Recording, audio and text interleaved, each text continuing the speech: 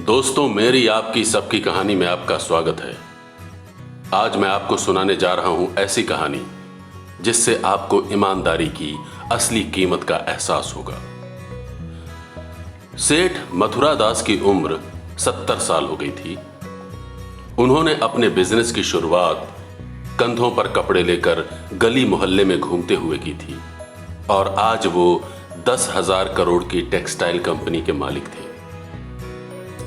उम्र की वजह से अब वो कंपनी को उतना टाइम और एनर्जी नहीं दे पा रहे थे जितना कंपनी को जरूरत थी। इसलिए वो कोई ऐसा आदमी ढूंढ रहे थे जो उनकी जगह इस कंपनी को ईमानदारी और मेहनत से संभाल सके और वो इस बुढ़ापे में जिम्मेदारियों के बोझ से हटकर थोड़ा शांति और सुकून के साथ जिंदगी गुजार सके।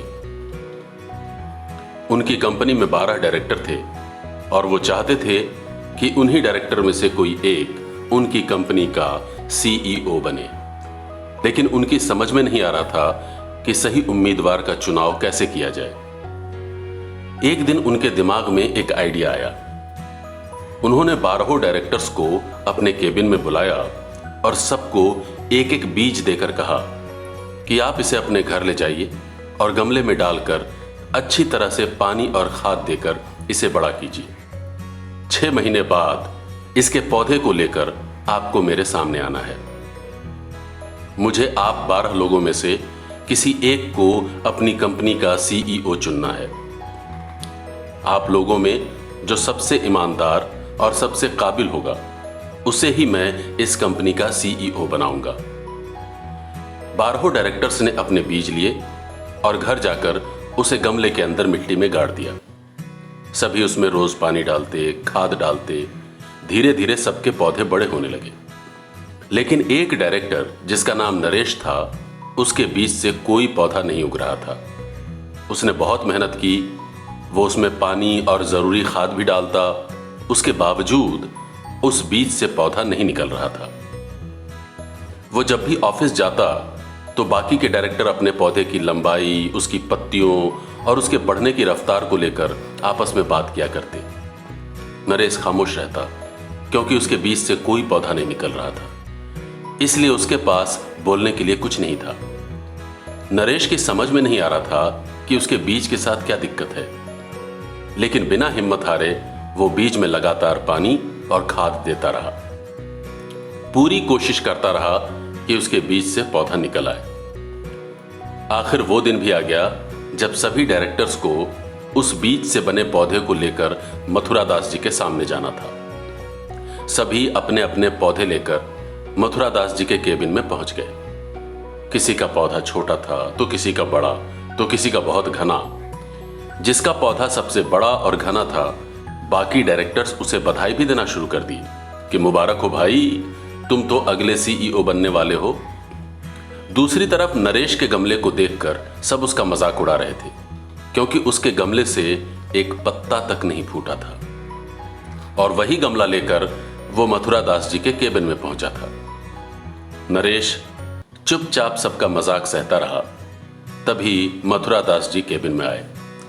उन्होंने सबके पौधे को देखा, नरेश के गमले को भी देखा जिसमें कोई पौधा नहीं निकला था। मथुरादास जी ने कहा कि आप सभी लोगों के गमले देखने के बाद मेरी नजर में इस कंपनी का सीईओ बनने का सही दावेदार जो मुझे मिला है वो है नरेश।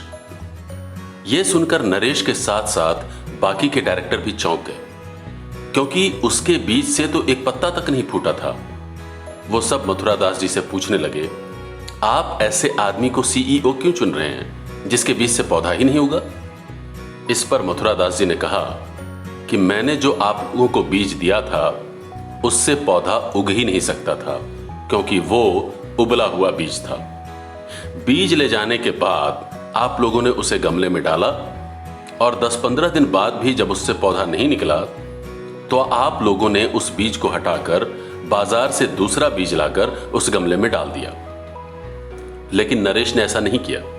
वो उसी बीज से पौधा उगाने में लगा रहा और जब पौधा नहीं उगा तो वो खाली गमला लेकर ही आ गया। इससे साफ पता चलता है कि नरेश ईमानदार होने के साथ साथ मेहनती भी है, जबकि आप सबने बेईमानी का रास्ता चुना। इसलिए मैं इस कंपनी का अगला सीईओ नरेश को चुनता हूं। इसलिए दोस्तों, अपने अगल बगल वालों की कामयाबी को देखकर निराश मत होइएगा। लोग आपकी हंसी उड़ाएंगे, ताने मारेंगे और बेइज्जती करने से भी बाज नहीं आएंगे, लेकिन आप ईमानदारी के साथ अपने काम में लगे रहिए। ईमानदारी का फल आज नहीं तो कल मिलता ही है, और जब मिलता है तो छप्पर फाड़ के मिलता है। तो ठीक है दोस्तों, इसी के साथ आज हम अपनी बात यहीं खत्म करते हैं। अगली बार मिलेंगे ऐसी ही किसी दिलकश कहानी के साथ। अगर आपको लगे कि हमारे चैनल पर ऐसी बातें की जाती हैं जो आपको अपने घर वालों, अपने दोस्तों तक भी पहुंचानी चाहिए, तो हमारे चैनल को लाइक करें, शेयर करें और सब्सक्राइब करें। शुक्रिया।